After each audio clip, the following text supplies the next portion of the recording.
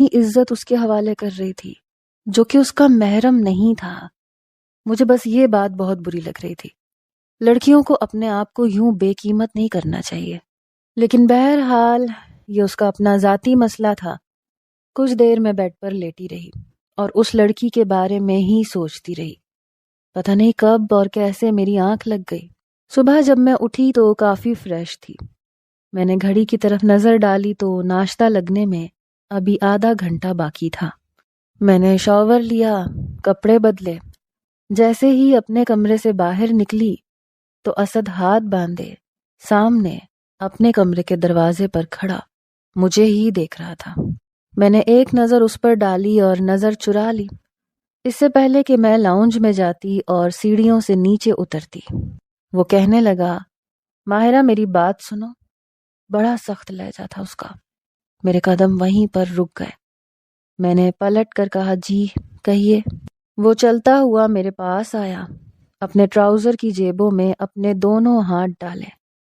بہت شوق ہے تمہیں جاسوسی کرنے کا؟ کیا دیکھ رہی تھی کہ میں کیا کر رہا ہوں؟ ہوتی کون ہو تم مجھے یوں چھپ چھپ کر دیکھنے والی؟ میں تو ہکا بکا اسے دیکھنے لگی۔ آخر اسے پتا کیسے چلا؟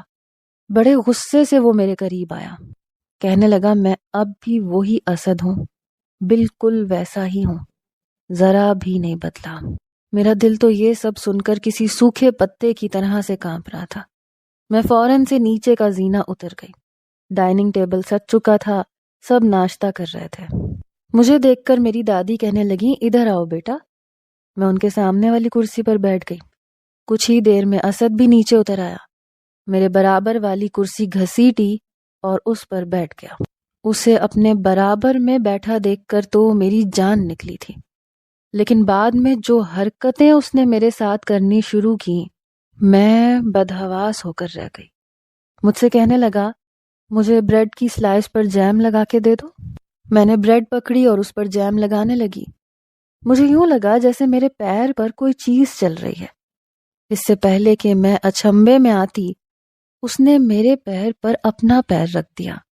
میں نے برجستہ اس کی طرف دیکھا تو مجھے دیکھ کر مسکرانے لگا۔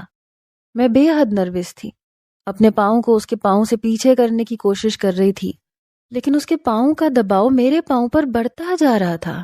میرے ذرا سے قریب ہو کر کہنے لگا، ابھی تو شروعات ہے، ابھی دیکھو میں تمہارے ساتھ کرتا کیا ہوں۔ بہت شوق ہے نا تمہیں میری جاسوسی کرنے کا؟ یہ کہتے ہوئے اس نے میرے ہاتھ سے بریڈ کا سلائس پکڑا اور کھانے لگا۔ کہنے لگا، ماہرہ پلیز مجھے چائے ڈال دو۔ میں نے چائے کا فلاسک پکڑا اور اس کے کپ میں چائے ڈالنے لگی، لیکن میری جان اس وقت نکلی جب اس نے اپنے پاؤں کے انگوٹھے سے میرے پیر سے ہوتے ہوئے اوپر کی جانب اپنا انگوٹھا گردش کرنا شروع کیا۔ میں اپنا پیر پیچھے کرنے لگی، لیکن شاید اس کی پہنچ سے میرا پیر دور نہیں ہو پا رہا تھا۔ کہنے لگا، 1 چمچ چینی ڈال دو۔ میرا جی چاہا چائے کا گرم گرم کپ میں اس کے منہ پہ پھینک دوں۔